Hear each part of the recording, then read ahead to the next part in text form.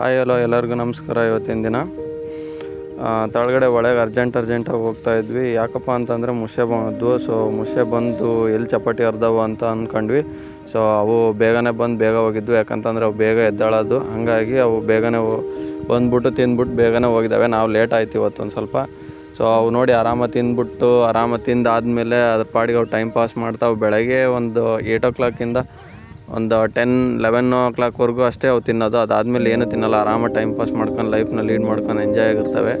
ಯಾವ ಥರದ್ದು cooking foods ಅದು ಏನೂ ಇರೋಲ್ಲ ಅವಕ್ಕೆ. ಆರಾಮಾಗಿ ನ್ಯಾಚುರಲ್ಲಾಗಿ ಏನು ಸಿಗುತ್ತೆ ಅಂತ ತಿನ್ಕೊಂಬಿಟ್ಟು ಆರಾಮಾಗಿ ಓಡಾಡ್ಕೊಂಡು ಟೈಮ್ ಪಾಸ್ ಮಾಡ್ಕೊಂಡಿರ್ತವೆ. ಅದ್ರದ್ದು ಒಂಥರ ಜೀವನ, ಆದರೆ ನಮ್ಮದು ಒಂಥರ ಜೀವನ. ಸೊ ಇವತ್ತಿನ ದಿನ ನಾವು ಮುಷೆಗಳು ನೋಡ್ತಾ ಈ ತುಂಗಭದ್ರಾ ನದಿ ತೀರದಲ್ಲಿ ಕಳಿಬೇಕಾದ ಪರಿಸ್ಥಿತಿ. ಅದರ ಜೊತೆಗೆ ಇನ್ನೇನಪ್ಪ ನಮ್ಮ ಹೊಲದಲ್ಲಿ ಮಾಡೋದು ಅಂತಂದಾಗ ಪ್ರತಿಯೊಬ್ಬರ ಜೀವನದಲ್ಲಿ ಒಬ್ಬೊಬ್ಬ ಮನುಷ್ಯನಿಗೆ ಒಂದೊಂಥರ ಆಸೆ ಅನ್ನೋದಿರುತ್ತೆ. ಅದರಲ್ಲೂ ಮನೆ ಕಟ್ಕೋಬೇಕು ಅನ್ನೋದು ತುಂಬಾ ಆಸೆ ಇರುತ್ತೆ. ಸೊ ಅದಕ್ಕೆ ಪೂರ್ವ ಸಿದ್ಧತೆಗಳು ಮಾಡ್ಕೊಂಡು ಅದನ್ನ ಒಂದು ಲೆವೆಲ್ಲಿಗೆ ತಂದು ಕಟ್ಟಿ ಮನೆಗಳು ಆ ಕಡೆ ಹೋಗಿದ್ದು ಅಂತ ಅಂದು ಇನ್ನೇನು ಮನೆ ಹೋಗೋ ಟೈಮ್ ಆಯಿತು ಸಂಜೆ ಅಂತ ಅಂದ್ಬಿಟ್ಟು ಅಲ್ಲಿಂದ ಮತ್ತೆ ನಮ್ಮ ಹೊಲದಿಂದ ಸೈಕಲ್ ಎತ್ಕೊಂಡ್ಬಿಟ್ಟು ಮನೆಗೆ ಹೋಗ್ತಾ ಇವತ್ತಿನ ದಿನ ಮುಗಿಸ್ತಾ ಇದ್ದೀನಿ.